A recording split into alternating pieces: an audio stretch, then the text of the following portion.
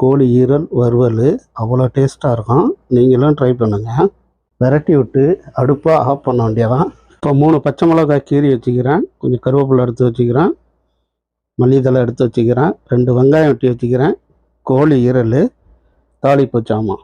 நம்ம ஈரலை போட்டுக்கிறோம், கொஞ்சம் மஞ்சத்தூள் போட்டுங்க. இதில் வடிகட்டிக்கும். இப்போ நம்ம வடிகட்டிக்கிட்டோம். தேவையான ஆயில் போட்டுக்கிறேன். இப்போ ஆயிலோடு சேர்த்துக்கிட்டேன். பச்சை மிளகாயோட போட்டுங்க. இப்போ வெட்டின வெங்காயத்தை இதோட போட்டு அதைங்க. மஞ்சத்தூள் போட்டுங்க, 2 டீஸ்பூனு மல்லித்தூள், 1 டீஸ்பூனு இல்லை 1.5 டீஸ்பூன் போட்டுங்க, 1/2 டீஸ்பூன் போட்டுங்க. கொஞ்சம் கொதி வரட்டும்.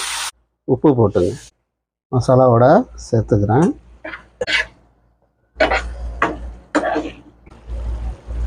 சீரகத்தூள், பெப்பரு 1 டீஸ்பூன் போட்டுங்க. போட்டு விட்டு இந்த மசாலாவோட செம்ம டேஸ்ட்டாக இருக்கும். எஸ்போர்ட் சேனலுக்கு சப்ஸ்கிரைப் பண்ணுங்கள், லைக் பண்ணுங்கள். ஓகே, பாய்.